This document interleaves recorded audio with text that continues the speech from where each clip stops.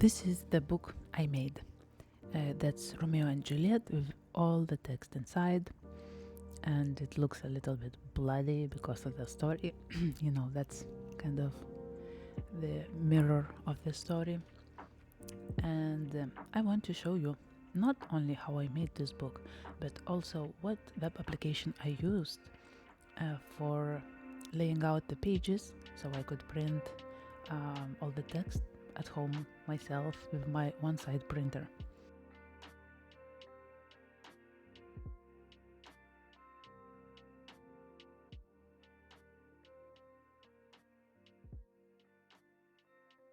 So this is the web application which I used. It is bookbindersbuddy. This is a very happy buddy for bookbinders, and you just need to have a PDF file with a text. And so I had this PDF file with a Romeo and Juliet, and the pages in this file was the A5 size, which is the size of my book, which is a half of A4. So you have to go to this application, you have to register yourself or log in, and you need to add the file here. I add this file, so when you're choosing paper size, it should be as twice big as your PDF, the pages in your PDF. So I chose A4. I decided to add cutting lines, which I regret later. I marked the pages which I don't want to be numbered, because if you want, this application also can number your pages. I don't want to number first and the second, because first page is with the title of the book and the author's name, and the second page is another side of this title page. So you want to, most likely you want to be it without any text or just empty. You can preview what you made. This table represents the first signature, which is 16 pages, which is 4 sheets of paper.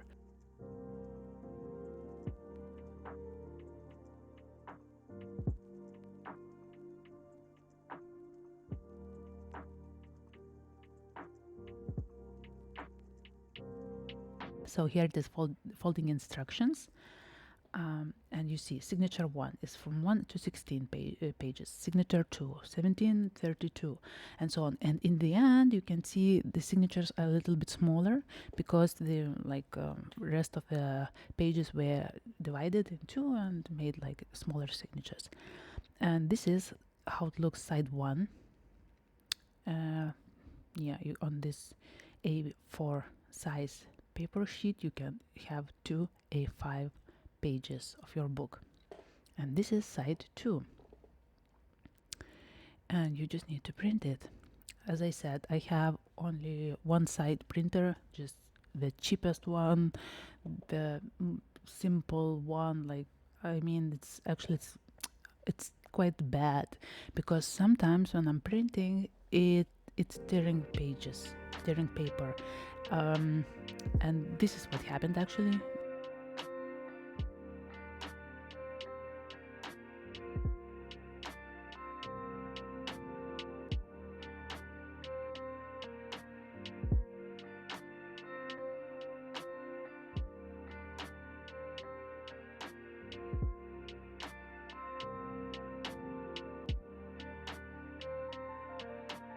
When you are making sure all your pages are aligned, like as much as possible, you want to have like pretty book, and just flip it over and print it again. Now at this point your printer might be different, and also you might need to rotate your papers like 180 degrees. You just need to play around and check your printer first, like maybe with the first signature or something. And now you can see I have all the pages, some of them like this.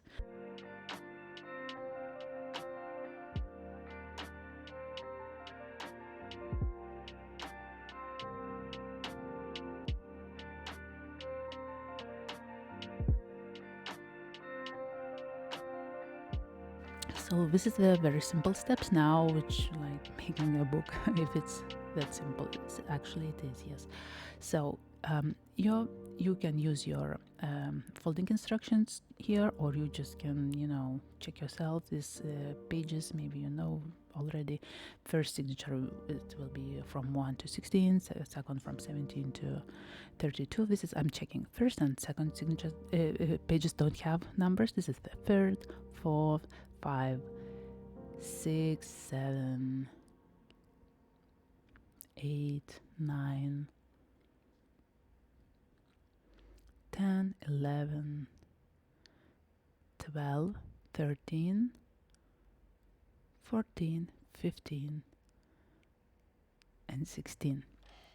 So this is your first signature, which is completely ready.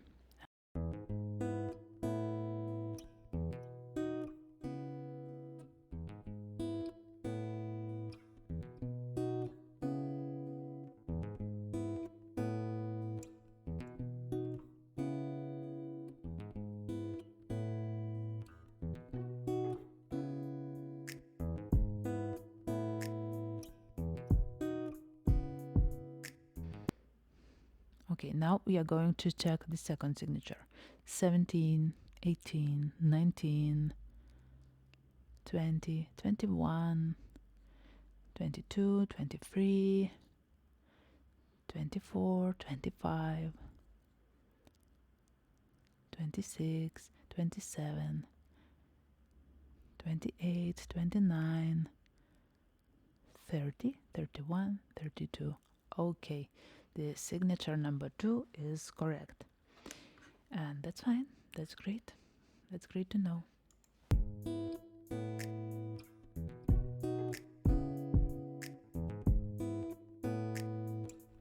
As I said, all the signatures will be made of 4 sheets of paper.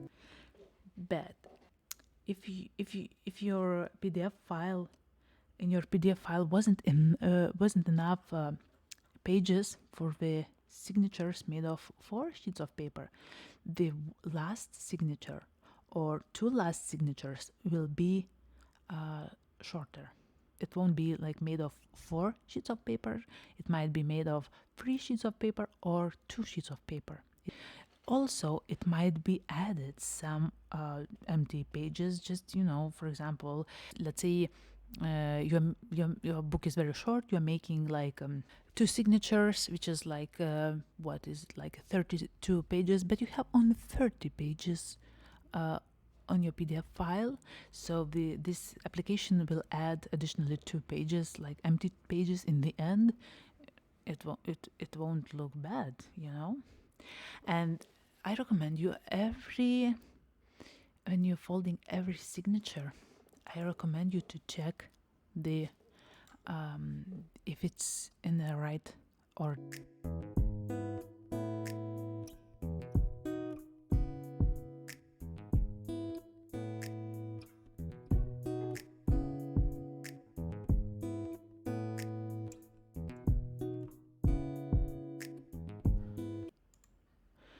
Okay, now all the 9 signatures are ready. I'm just counting just in case, because I like to double check things always, and that's fine. All the signatures are in correct order, like all 9, everything's fine. Now it's time to make holes for this book. I marked, I have to mark just make holes just every 3 centimeters, like 3, 6, 9, 12, and so on.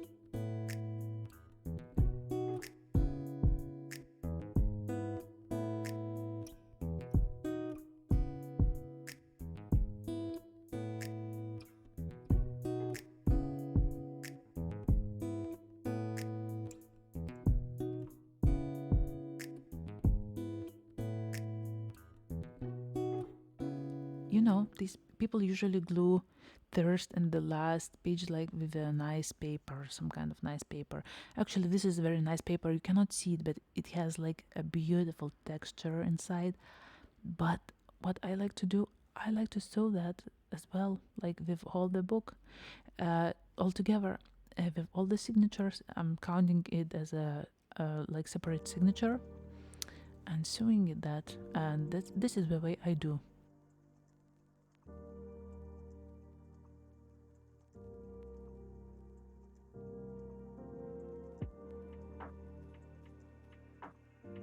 I'm using very nice thread with a cashmere.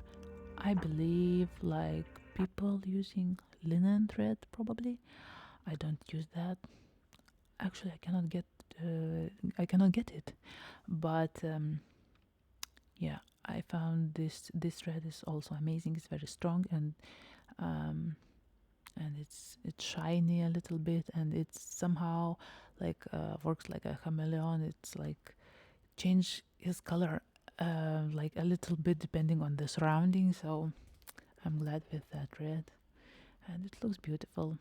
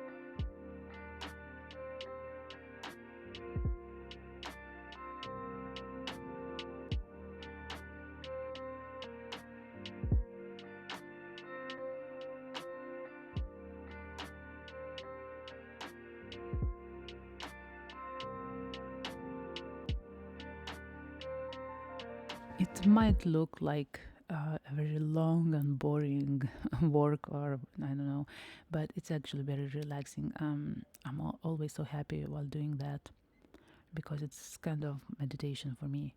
And I love to feel the paper. I love to touch it. I love to tear it. And just for some reason, that makes me, happy and relaxed.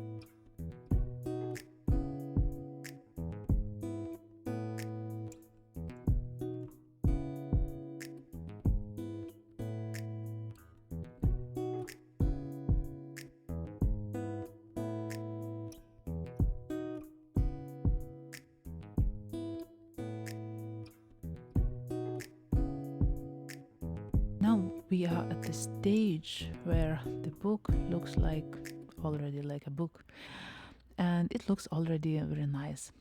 Already looks very nice. I'm so happy. I have to glue this edge and let it dry for a night, and tomorrow we will do a cover.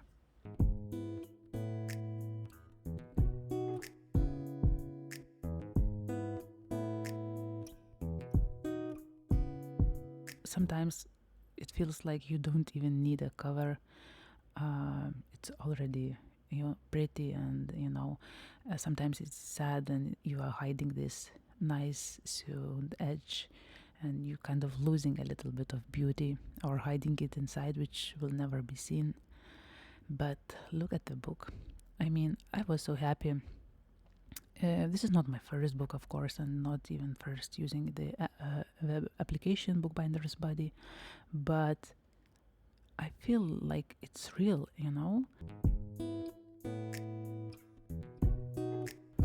Okay, this is tomorrow, and we are making a cover. I'm using 2.5 millimeters cardboard for a cover, slightly bigger than the measurements of the book. Like you want to have like this extra half a centimeter or a few millimeters around the pages.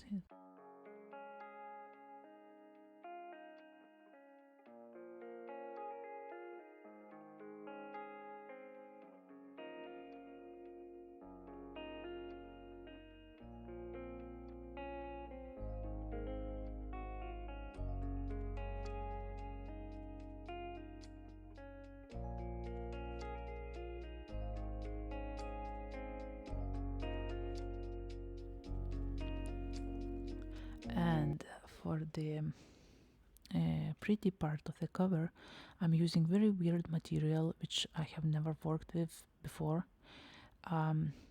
It looks like a paper, but it is not. On the surface it has some like small layer of plastic and very very small texture. It imitates wood, and it's kind of wooden door, and you're opening the wooden door and you're finding a story.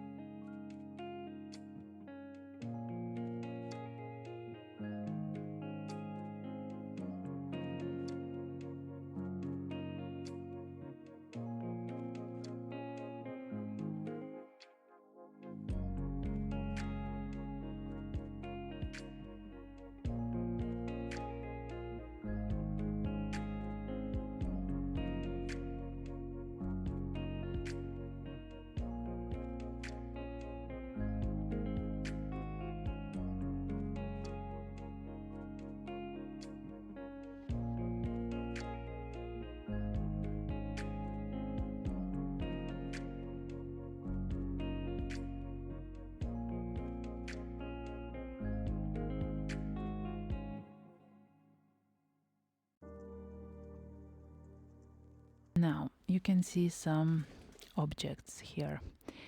It is like 2 pieces of metal, 1 square of actually it's a stone from my yard, and a piece of wood.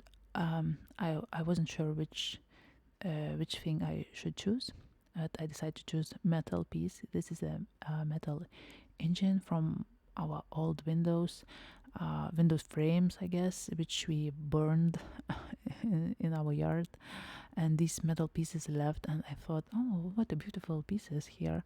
Yeah, I liked it, and I chose that to put as a decoration. And for a name of the book, I decided just to cut letters from the old book, which I don't like, or like and don't like at the same time.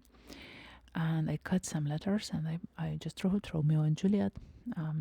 Letter G is very, very small. You almost cannot see it. I couldn't find bigger one, so I found very small one. Just glue that.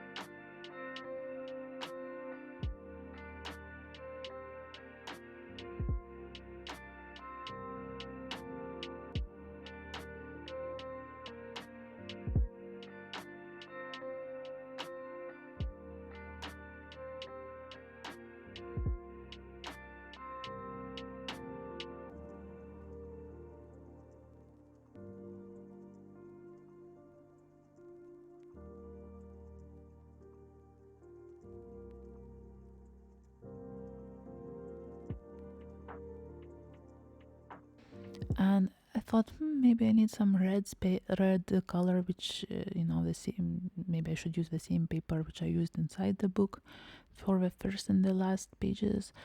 So I took a piece of that red paper and I glued these letters there. Just to match a little bit outside and inside.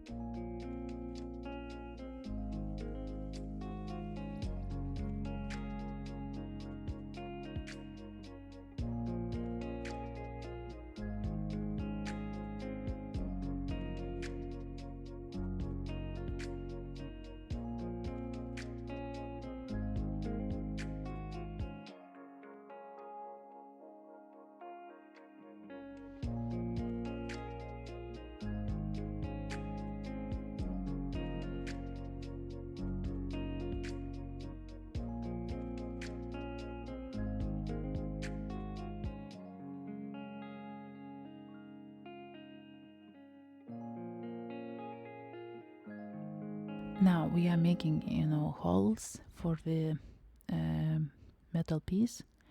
I decided to not to glue that. I decided to sew that because, you know, I thought that's more pretty. And I like the way it looks like, and I like the things to sew to, like when I'm attaching something to the covers, I like to sew that.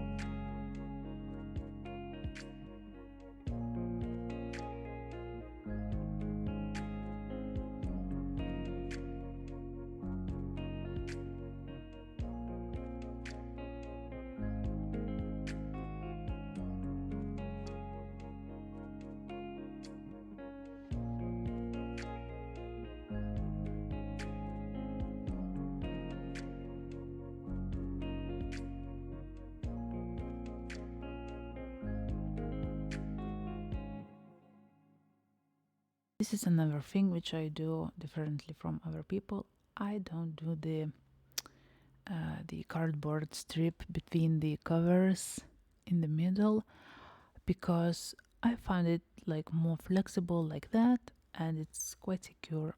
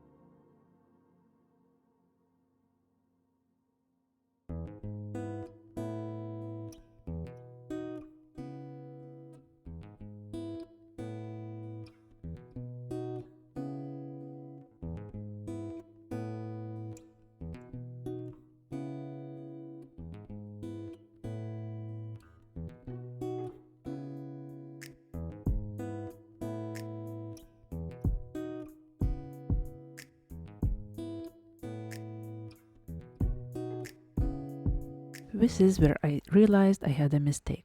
I guess you can see it too, and yes, I wrote Juliet with an A in the end This is because in my native language, her name is spelled like that with an A in the end. And at some point, I forgot the whole artwork in my hands is in English, so I did it. And even if the rest of the book looks like exactly what I liked it to be, I had to correct this mistake on the cover.